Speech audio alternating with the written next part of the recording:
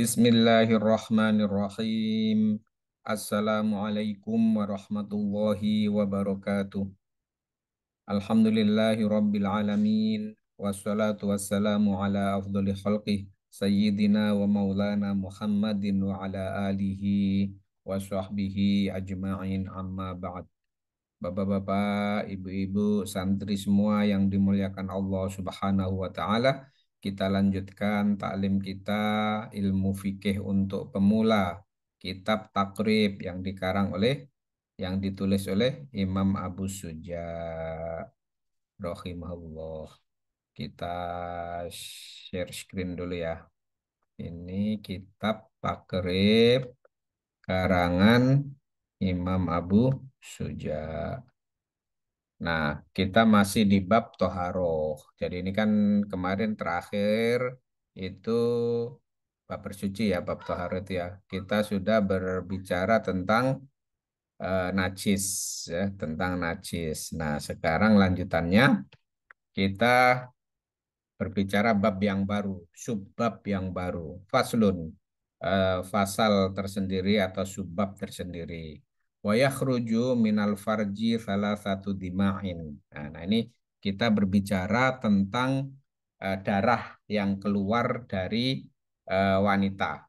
Wa yakhruju minal farji salah satu dima'in.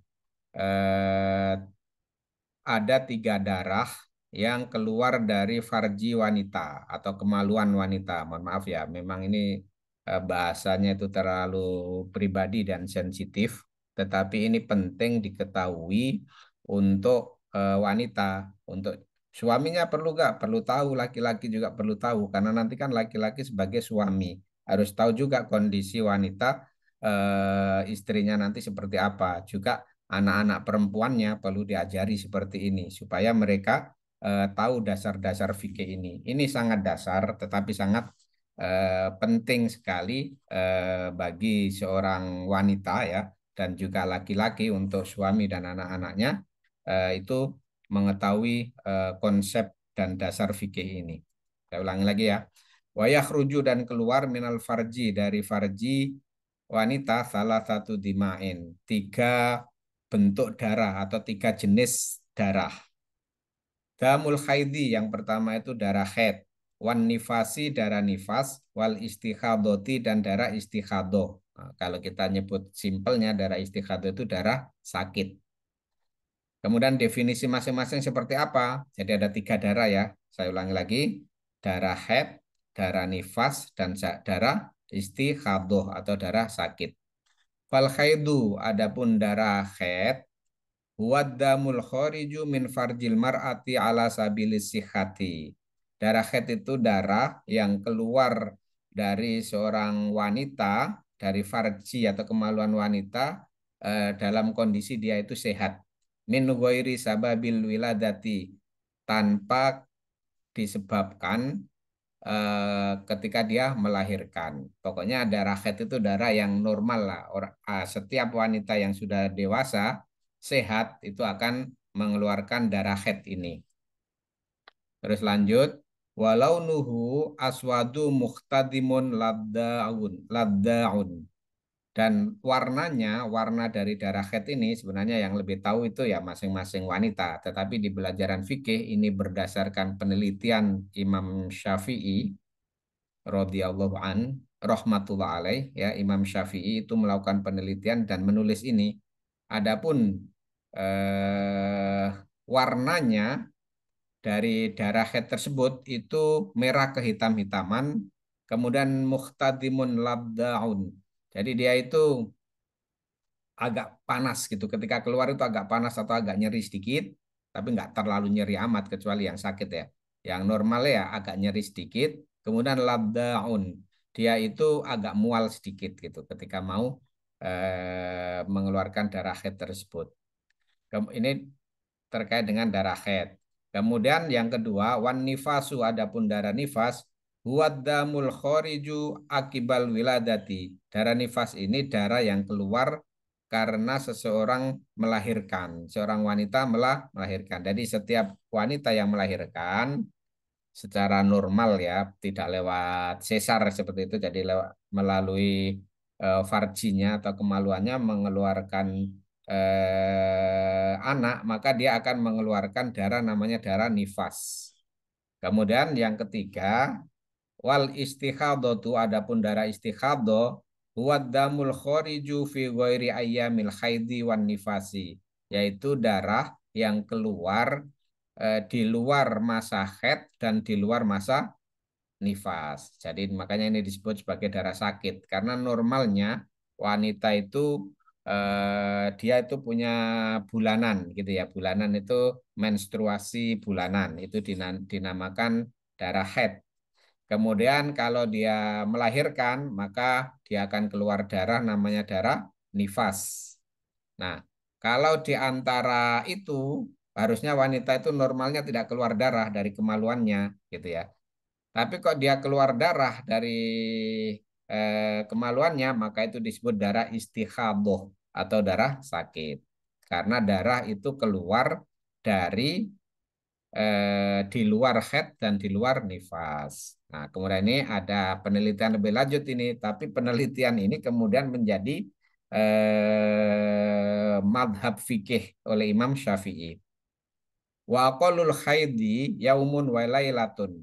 Adapun paling sedikitnya haid, masa haid itu sehari semalam. Nah, jadi seorang wanita itu haid itu paling sedikit itu sehari semalam.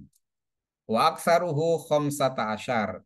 Sedangkan sebanyak-banyaknya haid itu 15 hari. Jadi masa haid khamsata asyar yauman. Jadi 15 hari.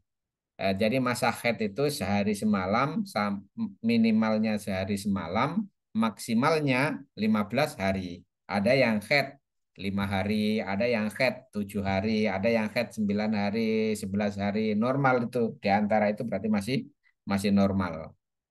Nah, nanti itu sebenarnya seorang wanita masing-masing itu punya rutinitas gitu setiap bulan. Kalau yang selama ini headnya 5 hari ya dia biasanya setiap bulan nanti akan tahu itu oh, setiap 5 hari. Ada yang headnya setiap 9 hari apa eh, masa headnya 9 hari ya dia akan tahu masa headnya 9 hari karena masing-masing tubuh itu punya metabolisme yang berbeda-beda di setiap wanita maka masa haid setiap wanita itu nggak sama, berbeda-beda. Dan itu nanti karena itu terjadi setiap bulan, maka itu akan menjadi rutinitas dan dia sudah akan mengetahui masing-masing. Nah, kemudian ini lanjut ya. Wa ghalibuhu situn aw sab'un. Eh, Ghalibnya atau wajarnya, wajarnya ya atau mayoritasnya wanita haid itu situn au sabuun 6 atau 7 hari. Jadi haid rata-rata ini berdasarkan penelitian Imam Syafi'i itu 6 sampai 7 hari. Wa aqallun nifasi lahdotun. Sedangkan ini kita tadi sudah bicara haid ya, sekarang bicara nifas. Sedikit-dikitnya nifas itu lahdotun. Sekali aja, sekali keluar gitu dah. Wa aktsaruhu situna yauman. Sedangkan sebanyak-banyaknya hari nifas itu 60 hari. Nah, 60 hari. Wa ghalibuhu sedangkan wajarnya atau mayoritasnya standarnya itu arbauna yauman, 40 hari. Nah, gimana? Ini makanya penting nifas itu seorang wanita melahirkan itu kan keluar darah nifas itu paling sedikit itu sekali udah habis itu bersih. Nah, maka masing-masing itu biasanya punya ini punya sesuai metabolisme wanita masing-masing maka paling sedikit itu ya sekali tetes gitu ya udah itu habis itu udah bersih dia tapi sebanyak-banyaknya itu situ nayauman 60 hari. Jadi bisa sampai wanita itu nifas 60 hari. Nah, wagolibuhu standarnya, normalnya mayoritas wanita itu 40 hari nifasnya. Itu ya. Jadi tadi dah dipahami ya. Berarti ada head seperti itu, eh, sedikitnya seperti itu, paling banyaknya seperti itu, dan normalnya majority itu seperti itu. Nifas juga demikian, paling sedikitnya seperti itu, kemudian paling banyaknya seperti itu, normalnya seperti itu. Ini kalau kita nggak belajar fikih, kita nggak tahu. Laki-laki nggak akan tahu kondisi seperti ini. Wanita nanti tahu berdasarkan pengalaman. Nah, maka belajar fikih ini sebenarnya multi dimensi jadinya. Tidak hanya terkait dengan konsep-konsep agama gitu ya, tapi ini juga terkait dengan konsep-konsep kehidupan real, sosial kemasyarakatan dan kesehatan juga gitu. Kemudian dilanjutkan di sini, wa aqallu tuhuri bainal haidhataini khamsata asyar yauman. Jadi sedikit-sedikitnya seorang wanita itu suci dari dua haid, jarak antara dua haid, paling sedikit itu khamsata asyar yauman, 15 hari. Wala khadda li aksarihi, dan tidak ada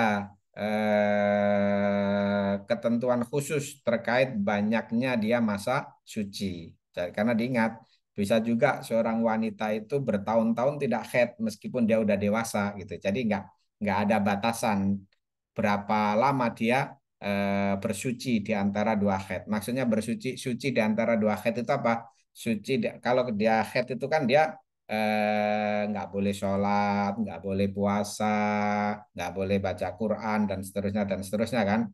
Nah, dia harus tahu itu. Kemudian bersuci itu dia tahu paling sedikitnya bersuci seorang wanita itu 15 hari, gitu kan. Kalau ada orang yang headnya kok 20 hari, berarti 5 harinya itu bukan head gitu. Itu sudah masuk di darah istikhadoh, maka dia harus sholat gitu kan. Penting itu. Dia kalau musim puasa ya dia harus puasa, tapi darahnya keluar masih, berarti itu bukan darah head. Karena menurut madhab Syafi'i, darah head itu maksimal 15 hari. Nah, gitu. Demikian juga orang melahirkan, tadi disebutkan kan, orang melahirkan itu paling sedikitnya darah nifasnya itu kan 1 kali keluar darah, 1 tetes keluar darah itu paling sedikit. Ya udah habis suci itu dia udah habis itu ya harus sholat dan seterusnya.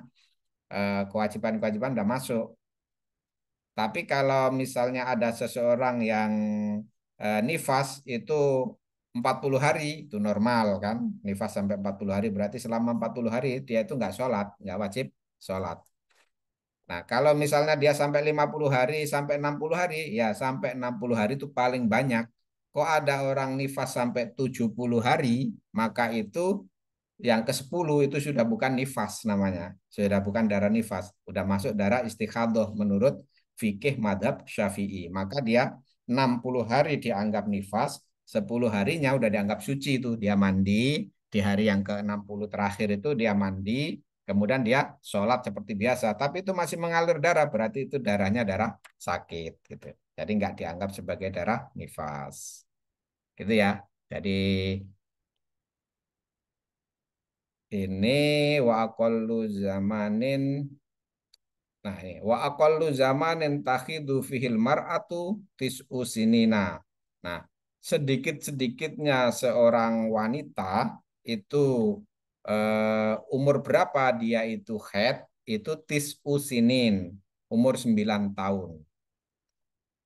Jadi kalau ada anak kita itu kan ya umur 9 tahun itu kan berarti masih sekitar SD kan. SD kelas, kalau dia masuk SD umur tuh 7 tahun, maka kelas 2 kelas 3 itu. Kelas 3 ini kelas 3 SD kok sudah head nih. Wah, ini nggak normal, bingung itu gurunya bingung, ininya bingung. Nah, menurut menurut penelitian Imam Syafi'i nggak usah bingung. Memang wa aqallu zamanin takhidu fihil mar'atu itu tis'u sinina, 9, 9 tahun itu sudah bisa head gitu seorang anak. Meskipun nanti normalnya ada normalnya. Tapi dia tetap kebiasaan. Misalnya headnya di umur 15 tahun itu kebiasaan aja sebenarnya. Mayoritas wanita. Tapi ada nanti wanita yang masih anak-anak umur 9 tahun itu sudah head, nggak usah bingung. Memang secara fikih madhab Syafi'i ini, penelitian Imam Syafi'i itu umur 9 tahun wanita itu sudah bisa head, tergantung metabolisme dalam tubuhnya masing-masing. Masing-masing orang berbeda-beda. Makanya ini ditulis di kitab ini, wa aqallut tuhuri bainal haidataini, ini wa aqallu zamanin takhidu fihil mar'atu tis'usinina, 9 tahun. Wa aqallul hamli sittatu ashhurin. Se Nah, ini zaman ya, ini berbicara tentang zaman atau waktu. Jadi sedikit-dikitnya orang hamil itu 6 bulan. Wa aktsaruhu arba'u sinina, dan sebanyak-banyaknya orang hamil itu 4 tahun. Ini madhab Syafi'i, ini penelitian Imam Syafi'i. Wa ghalibuhu tis'atu ashhurin. Dan normalnya mayoritas orang itu hamil di sekitar 9 bulan. Jadi nanti jangan heran ada seorang wanita baik-baik gitu ya, menikah. Jadi dia di pernikahan yang ke bulan yang ketujuh, baru masuk bulan yang ketujuh dia sudah melahirkan anak gitu kan. Wah, ini gimana ini? Masa baru nikah 6 bulan kok, ya 7 bulan kok sudah punya anak? Berarti ini gini, terjadilah fitnah. Padahal enggak. Menurut madhab Imam Syafi'i, penelitian dari Imam Syafi'i, dan ini penelitiannya dilakukan 1.000 tahun yang lalu sebelum ilmu kedokteran itu punya alat-alat yang canggih-canggih. Ini dilakukan 1.000 tahun yang lalu, ini Imam Syafi'i sudah menulis. Makanya kemudian hasil penelitian Imam Syafi'i ini menjadi satu pendapat madhab fikih dan ditulis itu oleh murid-muridnya, terus menerus ditulis, akhirnya dirumuskan dalam banyak sekali kitab fikih, antara lain kitab fikih yang kita pelajari ini, kitab Takrib, karangan oleh Abu Abu Suja, Imam Abu Suja. Nah, jadi jangan heran dengan satu fenomena ya.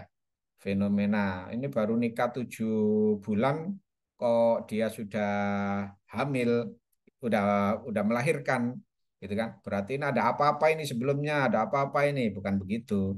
Memang dalam madhab fikih, penelitian Imam Syafi'i itu dan ditulis, dan ini menjadi satu ketentuan madhab gitu, bahwa seseorang itu paling sedikit hamil itu sitatu ashhurin. Wa aqallul hamli, sedikit-dikitnya hamil bagi seorang wanita itu sitatu ashhurin, 6 bulan. Jadi 6 bulan hamil dia udah bisa melahirkan. Wa aktsaruhu arba'u sinina. Dan ini yang ini nih, hasil penelitian ini agak ini nih. Ilmu kedokteran sekarang seperti apa bentuknya. Tapi ini 1.000 tahun yang lalu sudah ditulis oleh Imam Syafi'i, itu sebanyak-banyaknya masa hamil itu arba'usinina, 4 tahun. Jadi ada orang hamil berdasarkan penelitian Imam Syafi'i sampai 4 tahun dia baru ngelahirin gitu. Hamil terus itu, hamil terus sampai 4 tahun baru melahirkan. Berarti itu sampai sampai balita itu, bayinya itu di kandungan itu. Nah, tapi ada seperti itu. Makanya kalau ada orang hamil 12 bulan, 15 bulan, 20 bulan itu masih normal menurut menurut madhab Imam Syafi'i, menurut penelitian dari Imam Syafi'i. Nggak perlu terlampau dibingungkan kalau ada orang hamil sedemikian. Meskipun ya kalau untuk zaman sekarang ada kehamilan seperti itu ya mungkin udah menurut dokter udah harus disesar ya. Tetapi zaman dulu kan nggak ada sesar, 1.000 tahun yang lalu.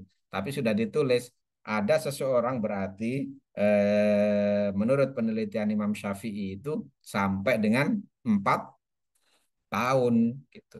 Tapi wa ghalibuhu tis'atu asyhurin. Tetap mayoritas orang hamil normal itu ya 9 bulan gitu, 9 bulan. Ya mungkin di sekitar kita ya rata-rata orang hamil 8 bulan, 9 bulan melahirkan atau 10 bulan melahirkan gitu.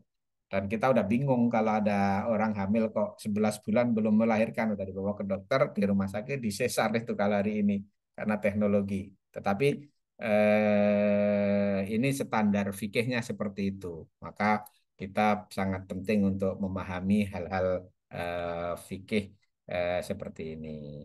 Baik, demikian taklim kita pada hari ini semoga bermanfaat dan bisa kita sampaikan, kita amalkan ya, sampaikan pada saudara-saudara kita yang lain, istri kita, anak-anak perempuan kita. Ini sangat penting karena ini hari-hari kehidupan wanita seperti ini. Dan ini secara detail ilmu fikih itu membuat apa namanya tuntunan dari baginda Rasulullah Shallallahu Alaihi Wasallam, kemudian merumuskannya dalam satu tradisi fikih sehingga orang awam itu nggak harus mencari hadisnya lagi, mencari Al-Qur'annya gitu kan, sudah disusun oleh ulama dan digariskan oh seperti ini ya. Tinggal kita mempelajarinya dan mengamalkannya.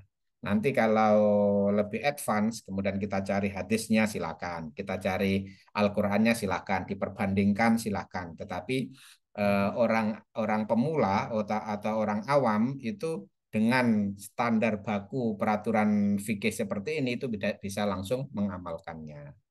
Demikian kita tutup dengan doa kifarah majelis. Subhanallah wa bihamdihi. Subhanakallahumma wa bihamdika. Asyhadu an la ilaha illa anta. Astaghfiruka wa atubu ilaik. Wassalamualaikum warahmatullahi wabarakatuh.